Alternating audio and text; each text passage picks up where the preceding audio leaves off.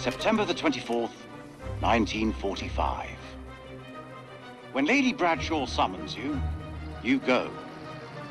Mary and I were bound for our honeymoon, but the chance to dine with one of Britain's finest antiquarians was too great for us to miss. When we met, Bradshaw wore a brooch that caught Mary's eye. A Sumerian relic recovered from a dig site in the Hashemite kingdom of Iraq. After dinner, she showed us another find from the same site, a gold cuneiform tablet. She called it the final puzzle piece in her life's work, a map that pinpoints the tomb of Alexander the Great. If she's right, the tomb lies somewhere on the border of Iraq. Lady Bradshaw wants us to lead her expedition. I realize now that our honeymoon will take place in a dusty dig site in the Zagros Mountains. April the 2nd, 1946. We have assembled our team. Top of my list was my old comrade from the wars, Captain Sherman Crowe, the bulldog of Omaha Beach.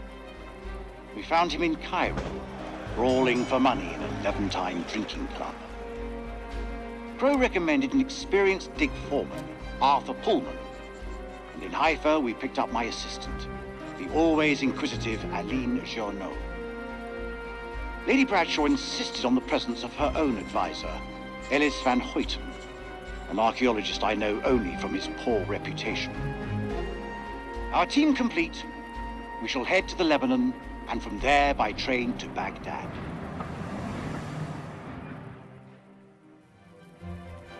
October the 21st, 1946.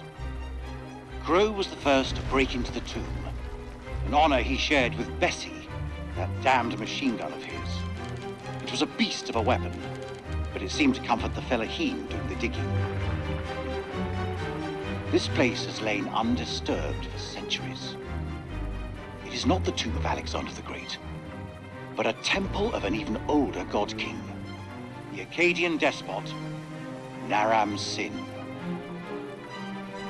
We have been mistaken, but Lady Bradshaw still declares it a find for the ages, a discovery that will write our names in the annals of history. Looking out at this sceptred hall, I have no reason to doubt her.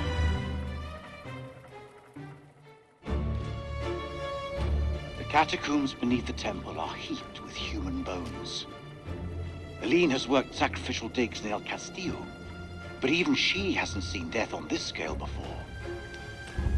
The Akkadians killed thousands in the name of their gods, most ritually decapitated, but others crudely slain and dumped in charnel pits, as though the slaughter had spiraled out of control. What plague or cataclysm demanded such a price? So much blood spilled. And for what?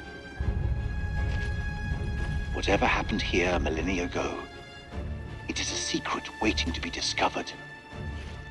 Our work begins in earnest.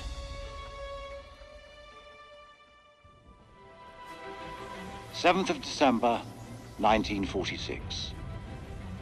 Our finds have been so spectacular, I couldn't resist breaking out the champagne.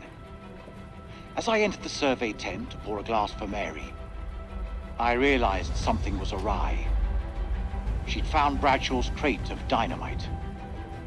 I tried to calm her, but she worked up a full head of steam, sounding off about the risks of using explosives at a dig site. Bring the roof down. She was right, of course.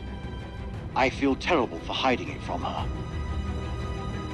Just then, Crowe arrived and picked up the dynamite. When Mary ordered him to put it down, he looked her boldly in the eye and said they'd found something below.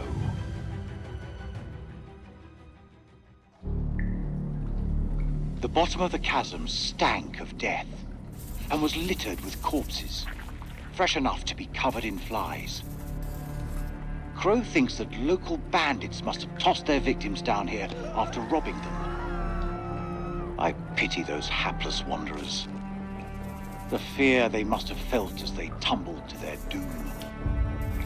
But this was not what he wanted to show us. An unearthly light pierced the rocks. When Mary asked us what it was, Bradshaw nodded to Crow, who broke open the dynamite. She said she intended to find out.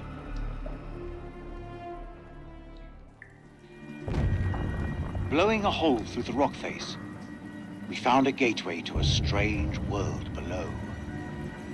A phosphorescence emanated from beneath, casting its eldritch light over us all. Lady Bradshaw was insistent that we descend further. Perhaps Mary is right, and Bradshaw is becoming reckless and uncontrollable. But I can't stop thinking about what's down there. I am now working with Crow and Pullman to set up a winch and elevator to descend into the shaft. What mysteries lie below, I wonder, undisturbed by the world above.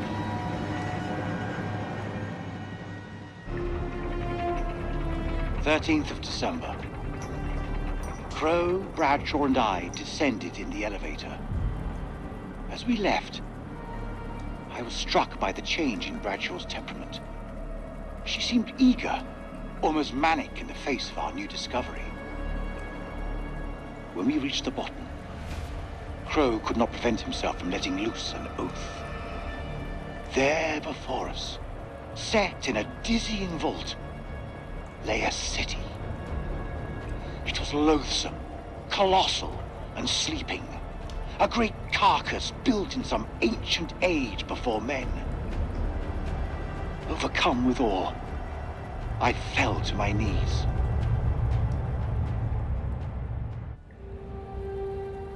December 28th. God forgive us. For days we have studied this dead, silent realm and its entombed abominations. Now the horrors have come for my own dear Mary.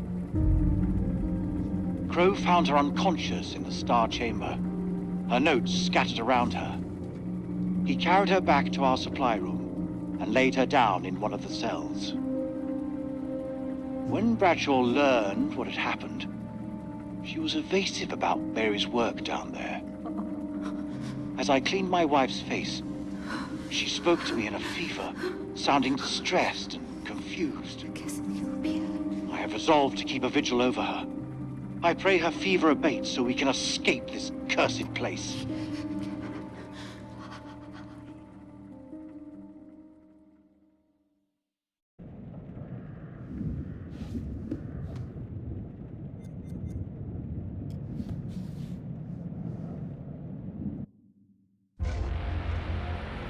December 29th. Pullman says the radio has been sabotaged.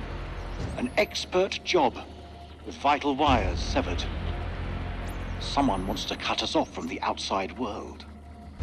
Eileen fought in the Resistance, but while she is undoubtedly capable, I refuse to accept she's responsible.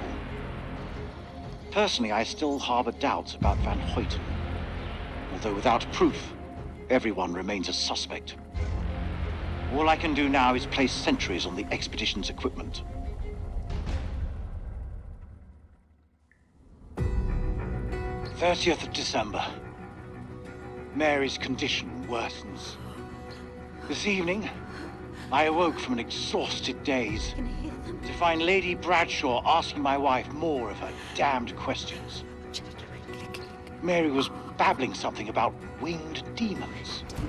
At this, Bradshaw's eyes lit up and she asked whether Mary could sense them now.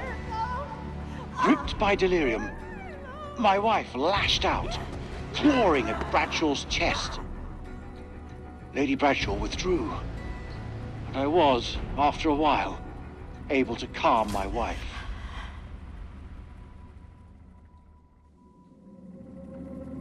December 31st. Mary is dead. I sat with her in her final moments, telling her how sorry I was. Sorry for accepting Bradshaw's offer, for ever coming to this hell-forsaken place, for placing my vanity above our love. When Mary spoke about the end of everything, I knew she sensed death coming. With her last words, she made me swear to bury this place.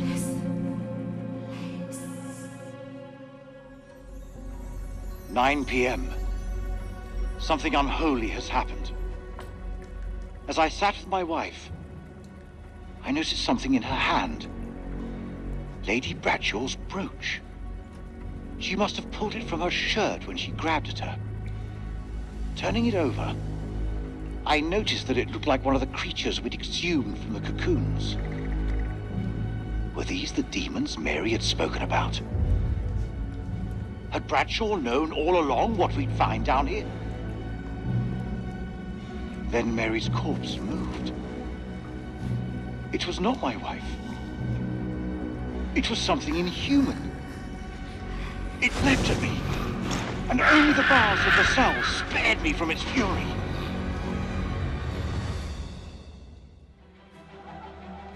The camp is in uproar. Workers are missing, and Lady Bradshaw has returned to the city deep below. No one knows why, but I can guess. She yearns for the same fate that befell Mary. She wants to be one of them.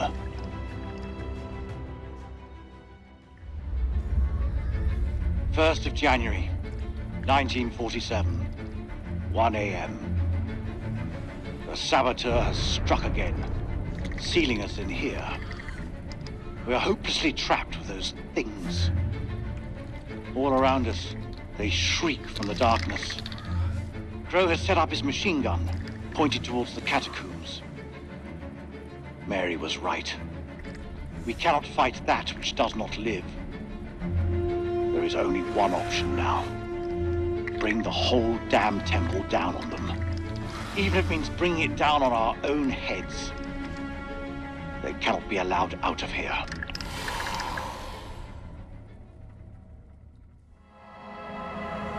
When this temple falls, my wife and I will be buried together, side by side. I owe her that, at least. The portrait that I carry in my watch case is the Mary that I remember, not that thing in the cell.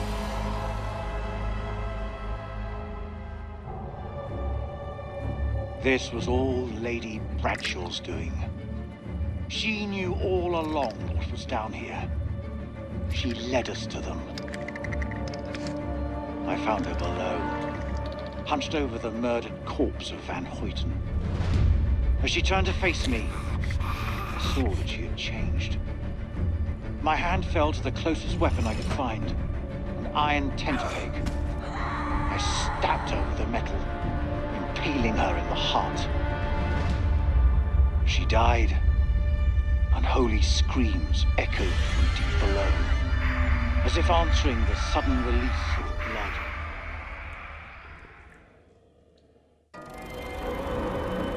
They are coming. We must end it here, with fire and gunsmoke. If there is time, my last act will be to dictate this diary onto tape. Perhaps, if it is found in the rubble, it can serve as a warning to any who follow us.